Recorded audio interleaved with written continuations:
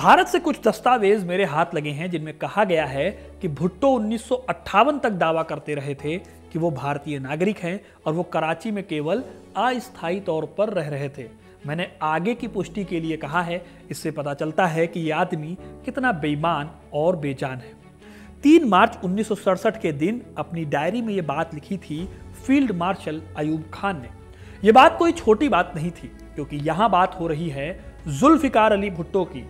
वो भुट्टो जो तब विदेश मंत्री थे पाकिस्तान के, लेकिन भारत की अदालतों में दर दर की ठोकरें खा रहे थे अपने आप को हिंदुस्तानी साबित करने के लिए।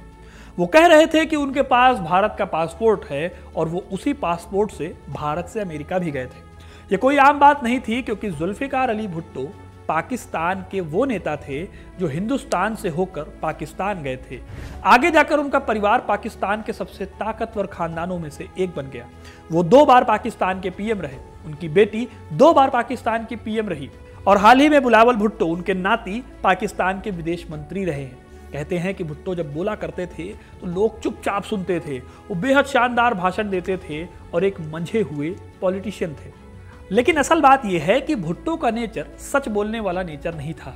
उन्होंने न सिर्फ भारत के साथ विश्वासघात किया जहां वो पैदा हुए, बल्कि पाकिस्तान में भी रहते हुए उन्होंने पाकिस्तान के साथ धोखा करने का काम किया। वो पाकिस्तान में रहते हुए चुपचाप तरीके से खुद को भारत का नागरिक बताते थे। इसीलिए अयूब खान ने उन्हें भारत का जासूस तक बता दिया था। लेकिन भुट्टो खुद को क्यों बता रहे थे कि वो इंडियन हैं? आखिर मुंबई में ऐसा क्या था जो भुट्टो ने खुद को भारतीय घोषित करने की पूरी कोशिश की? और अयूब खान जो भुट्टो को अपना राइट हैंड मानते थे, उन्होंने क्यों इस बात को सबके सामने लाया? ये सब जानेंगे आज के इस वीडियो में, तो एंड तक जरूर बने रहिएगा, क्योंकि अपना इतिहास नहीं जानोगे तो खुद को कैसे पहचानोगे। दोस्तों, भुट्टो का परिवार बहुत अमीर था। यह अमीरी इस हद तक थी कि सिंध में करीब 1 लाख एकड़ की जमीन इस परिवार के पास थी। जुल्फिकार अली भुट्टो के पिता थे शहनवाज भुट्टो, जो सिंध के बड़े रसूखदार व्यक्ति थे, और यही वो शख्स थे जो जूनागढ़ नवाब के दीवान थे। दीवान माने प्रधानमंत्री, जिसके पास पूरी रियासत को चलाने की ताकत होती थी। इन्हीं शहनवाज भुट्टो ने जूनागढ़ नवाब को पाकिस्तान में मिलने की सलाह भी दी थी। शहनवाज भुट्टो की ब्रिटिश वफादारी के कारण उन्हें सर की उपाधि भी दी गई थी। इस परिवार का पूरा इतिहास क्या है, कैसे ये आगे बढ़ा पाकिस्तान में, इसकी क्या रेलेवेंस है, ये मैंने इस वीडियो में कवर किया है, जिसे आप यहाँ आई बटन पर क्लिक करके देख सकते हैं। लेकिन यहाँ कहानी में आपके लिए इतना जानना जरूरी है कि शहनवाज भुट्टो की प्रॉपर्टीज का एम्पायर सिंध में तो था ही, साथ ही मुंबई में भी उनकी अच्छी खासी जायदाद थी। खासकर बॉम्बे के मालाबार हिल्स जैसे पॉश इलाकों में उनकी रियल एस्टेट प्रॉपर्टीज थी। ये प्रॉपर्टीज उस दौर में भी लाखों की थी और आज़ादी के बाद इनकी कीमत करोड़ों पहुंच गई। और आज़ादी के टाइम पर करोड़ों रुपए की कीमत आप समझ ही सकते हो कि उस समय कितनी रही होगी।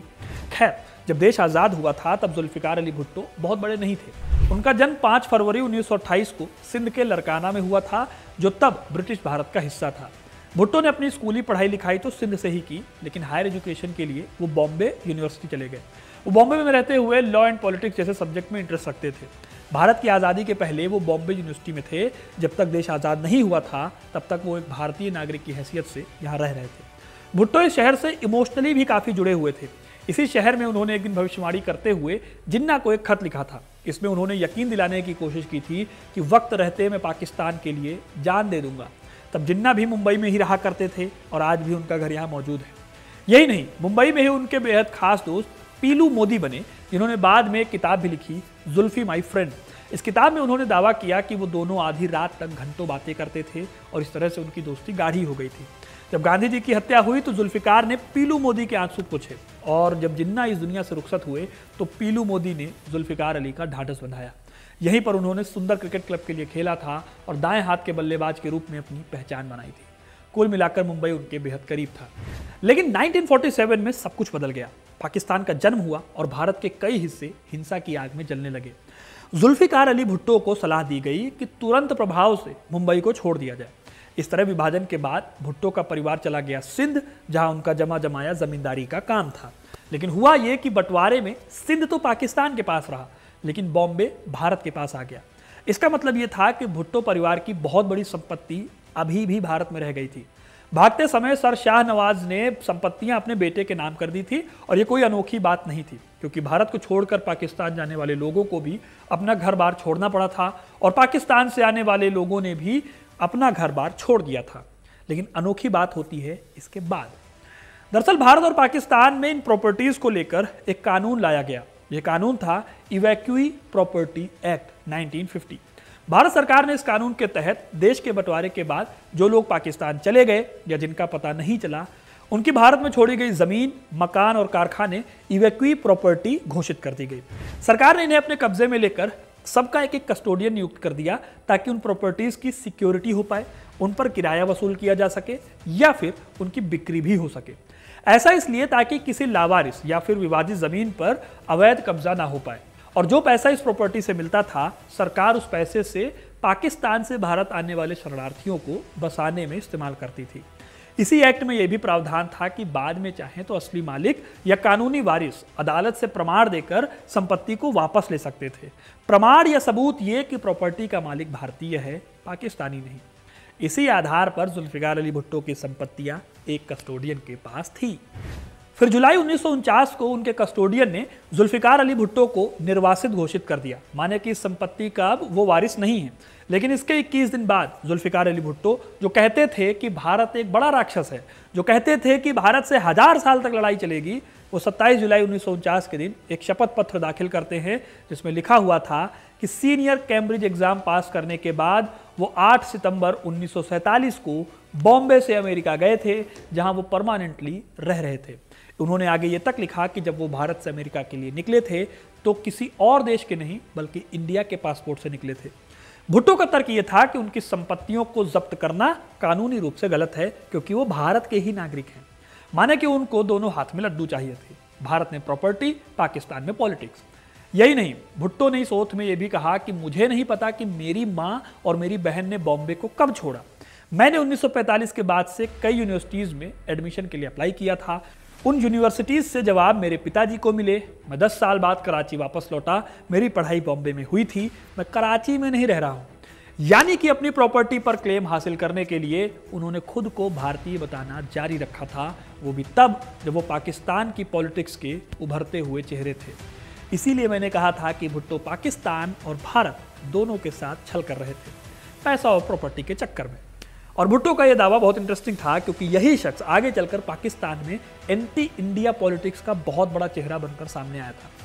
लेकिन फिलहाल तो उनको अपनी छोड़ी हुई प्रॉपर्टी को बचाने की पड़ी थी, जिसके लिए वो हाथ पैर मार रहे थे।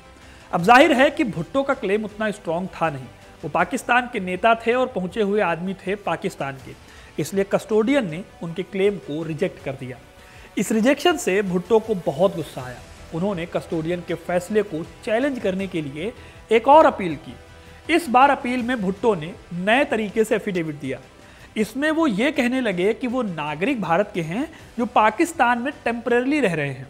उन्होंने लिखा, The applicant was sui generis and had attained majority and merely because the applicant's parents resided in Karachi and his marriage took place there. It did not follow therefrom that the applicant's home was also in Karachi. कहने का मतलब यह है कि क्योंकि applicant यानी जुल्फिकार अली भुट्टो के माता पिता कराची में रह रहे थे, इसका मतलब ये थोड़ी है कि जुल्फिकार अली भुट्टो भी कराची के ही रहने वाले थे। कहने का मतलब कि भुट्टो का कहना था कि वो भारत के ही रहने वाले हैं और कराची उनका टेम्परेरी रेसिडेंस है। समझ रहे हैं आप? मतलब पाकिस्तान में भारत की थू थू करना और भारत में नागरिकता की भीख मांगना, ये दोनों एक साथ चल रहे थे। अब जाहिर है कि कस्टोडियन ने इस अपील को भी रिजेक्ट कर दिया। तब भुट्टो ने साल 1957 में सुप्रीम कोर्ट में एक याचिका दाखिल की। इस याचिका में उन्होंने खुद को भारतीय ही बताया। लेकिन 1957 आते आते काफ़ी साल बीत चुके थे। पाकिस्तान की राजनीति में भी बहुत बदलाव आ चुके थे। भुट्टो एक बड़े नेता बनकर उभरने लगे थे और साल 1957 में उन्हें पाकिस्तान के यूनाइटेड नेशंस डेलीगेशन में भी शामिल किया गया। इसके बाद प्रेसिडेंट इस्कंदर मिर्जा की कैबिनेट में वो व्यापार मंत्री भी बना दिए गए थे। वो इस कैबिनेट में सबसे कम उम्र के मंत्री थे। जब इतना सब कुछ हो रहा था पाकिस्तान में, तो उन्हें लगा कि कहीं उनके इस केस को आगे जाकर पॉलिटिक्स में मुद्दा ना बना दिया जाए। यही वजह है कि उन्होंने 13 अगस्त 1958 को भारतीय सुप्रीम कोर्ट में याचिका दायर की कि अब कराची में वो परमानेंटली बस चुके हैं और ये मुकदमा वो आगे लड़ना नहीं चाहते। इस याचिका के बाद 3 नवंबर 1958 को सुप्रीम कोर्ट में ये मामला बंद हो गया। भुट्टो जब ये कानूनी दांवपेच खेल रहे थे तब उन्होंने रजिस्ट्रेशन ऑफ क्लेम्स एक्ट 1955 के तहत अपनी कई प्रॉपर्टीज पर दावा भी किया था। उन्होंने अपने मुंबई के एस्टोरिया होटल पर 12 लाख रुपए का दावा किया, तो वहीं अपने बंबई के घर की कीमत 14 लाख रुपए लगाई, जिसका नाम माई निस्ट था। यह घर वर्ली में पड़ता था। हालांकि क्लेम ऑफिसर ने उन्हें होटल के 3,93,000 रुपए दिए और घर के रुपए उन्हें 1,40,000 दिए गए। ये शायद केस दब जाता या किसी को पता नहीं चलता, लेकिन उस दौर में कुछ अखबारों में इसकी छोटी छोटी खबरें बनी और इसके बाद महावीर त्यागी, जो उस समय मिनिस्टर फॉर रिहेबिलिटेशन थे, उन्होंने 19 नवंबर 1965 के दिन राज्यसभा में इस केस के बारे में बताया। इसके बाद ही यही बात पाकिस्तान के इंफॉर्मेशन एंड ब्रॉडकास्टिंग मिनिस्ट्री के मंत्री ख्वाजा शहाबुद्दीन ने पाकिस्तान की संसद में भी बताई थी। महावीर त्यागी ने राज्यसभा को बताते हुए कहा था कि श्री जेडे भुट्टो विदेश मंत्री पाकिस्तान में विभाजन के समय अपने माता पिता के साथ बॉम्बे में रहते थे और वहां उनकी संपत्ति थी। उन्हें 6 जुलाई 1949 को डिप्टी कस्टोडियन द्वारा एक निष्कासित व्यक्ति घोषित किया गया था और उनकी संपत्तियों को निष्कासित व्यक्ति की संपत्ति के रूप में ले लिया गया था। श्री भुट्टो ने कस्टोडियन जनरल, बॉम्बे और पंजाब हाई कोर्ट और आखिरकार भारत के सुप्रीम कोर्ट के समक्ष 9 सालों तक उनके द्वारा की गई विभिन्न कार्यवाहियों में घोषणा आदेश को चुनौती देते रहे। अब दोस्तों बात यह है कि भुट्टो ने जिस डर से इस केस से अपने पांव वापस खींचे थे, आगे जाकर वही उनके साथ हुआ। पाकिस्तान में यह केस तब खुला जब भुट्टो के अपने ही राष्ट्रपति अयूब खान के खिलाफ वो बागी हो गए। 1965 की जंग में जब पाकिस्तान की हार हुई तो अयूब खान की सरकार का विरोध जुल्फिकार अली भुट्टो ने जोर शोर से किया। हैरानी की बात यह है कि जुल्फिकार को विदेश मंत्री बनाने वाले यही अयूब खान थे। अब जुल्फिकार को लगा कि आंच उन तक आ सकती है हार की, तो उन्होंने हार के लिए अयूब खान को दोषी ठहराना शुरू कर दिया। पाकिस्तान के वेस्टर्न हिस्से में वो बहुत बड़े विद्रोही के तौर पर उभरे थे और मुजीबुर रहमान के साथ मिलकर उन्होंने अयूब खान का जीना हराम कर दिया था। इसीलिए अयूब खान ने उनको गिरफ्तार करा लिया था। इस गिरफ्तारी को पुख्ता बनाने के लिए इस केस को आगे किया गया। 30 जून को उन्होंने अपनी डायरी में लिखा, 1958 में मंत्री बनने से पहले तक भुट्टो भारतीय अदालतों के सामने ये घोषणा करते रहे थे कि वो कराची में रहने वाले भारतीय नागरिक हैं। इस घोषणा का उद्देश्य भारत में अपने माता पिता द्वारा छोड़ी गई संपत्ति के लिए कुछ मुआवजा प्राप्त करना था। वास्तव में वो अपनी आत्मा को लगभग 1,50,000 रुपए में बेच रहे थे। ये सब हमें हाल ही में तब तक नहीं पता था जब तक कि इस मामले पर भारतीय संसद में चर्चा नहीं हुई और ये बात प्रेस में नहीं आई। हालांकि दोस्तों अयूब खान की ये कोशिशें किसी काम नहीं आई, क्योंकि जुल्फिकार अली भुट्टो को याह्या खान का सपोर्ट मिल गया था और उन्होंने याह्या खान के सपोर्ट के दम पर अयूब खान की सरकार का तख्ता पलट करा दिया। लेकिन दोस्तों कुछ भी हो, इतिहास में यह बात दर्ज हो गई कि अपनी संपत्ति को दोबारा हासिल करने के लिए एक शख्स किसी भी हद तक जा सकता है। जुल्फिकार अली भुट्टो ने जिस देश को गाली देकर अपनी पॉलिटिक्स चमकाई, उस देश में ही लड़कर वो अपनी छोड़ी हुई संपत्ति को लेकर लड़ाई लड़ रहे थे। इसमें शायद कुछ बुरी बात भी ना होती। उस दौर में ये एक्ट लाया ही इसीलिए गया था कि लोगों को उनकी प्रॉपर्टी मिल जाए। लेकिन भुट्टो असल में खुद को भारतीय भी बता रहे थे और पाकिस्तान की सड़कों पर भारत से बदले लेने की बातें भी कर रहे थे। हमारी भाषा में इसे हिपोक्रेसी कहते हैं। बाकी आपको क्या लगता है, क्या भुट्टो अगर भारतीय साबित हो जाते तो वो भारत आकर बस जाते या पाकिस्तान के साथ धोखा करके भारत की प्रॉपर्टी को चुपचाप बेच देते? आप इस पूरे वाक्य को क्या कहेंगे, कमेंट में ज़रूर बताइएगा। वीडियो को लाइक और शेयर करना ना भूलें और ऐसी इंटरेस्टिंग कहानियों के लिए, इतिहास से जुड़े रहने के लिए हिस्ट्री कनेक्ट को सब्सक्राइब ज़रूर करें। धन्यवाद।